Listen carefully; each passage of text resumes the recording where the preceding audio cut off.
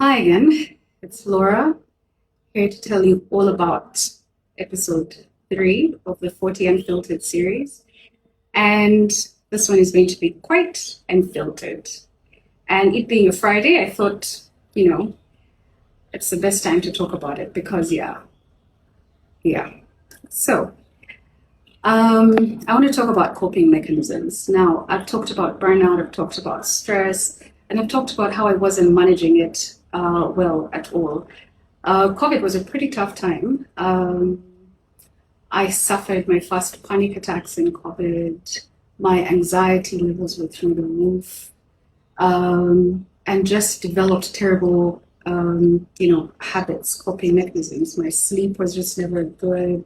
I was always expecting negative things. I actually stopped being able to answer my phone. I'm still terrible at that. Like sometimes I can't even bring myself to answer because it feels like every call is bearing bad news.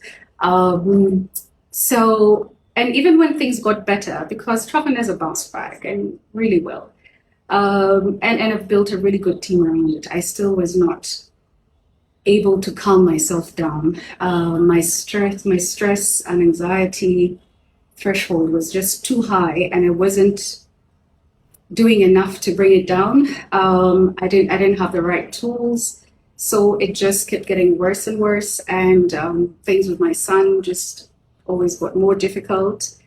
So what I'm trying to tell you about is I started to drink a lot, and that's how I coped.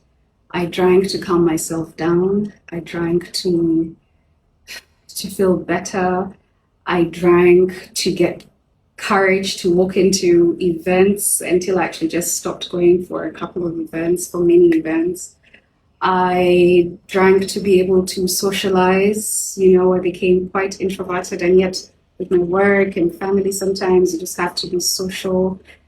So it just came from drinking one cocktail, two cocktails, three cocktails, a lot more. So it moved from drinking for fun or just while chilling to drinking to cope, drinking to be able to feel normal, you know. But as it is, if you start to use alcohol to medicate or to solve a problem like that, then it will only get worse and worse. So the body gets used to it. It reached a point where it got really bad and started to affect me in different ways.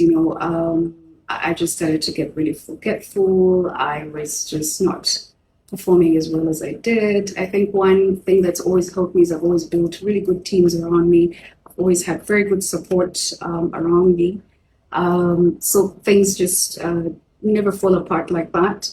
But yeah, it reached a point where I literally had to go away for some time. I had to go for treatment. Those 3 months were the most enlightening months of my life. I actually, someone once asked me what I would call this chapter, what I would call that chapter, and I would call it The Year I Met Me.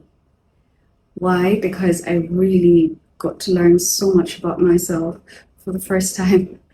I was supposed to write about me. I was told to write a full page about Laura, who is Laura, and I just couldn't.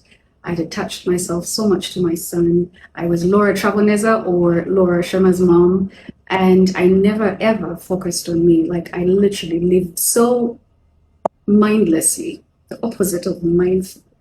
I, I just, so I learned so much about myself. I got proper therapy. I got really good treatment, and I have so many people to thank for that.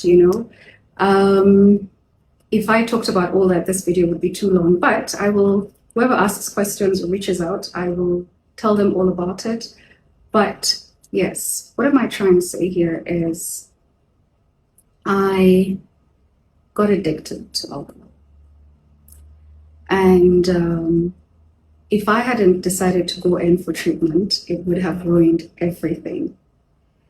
I am glad that I'm glad that I did, because while there, I decided I was definitely going to live life in a whole different lane, like get off that highway and get on, a more calm, peaceful, meaningful, intentional highway, just living the way that I wasn't before.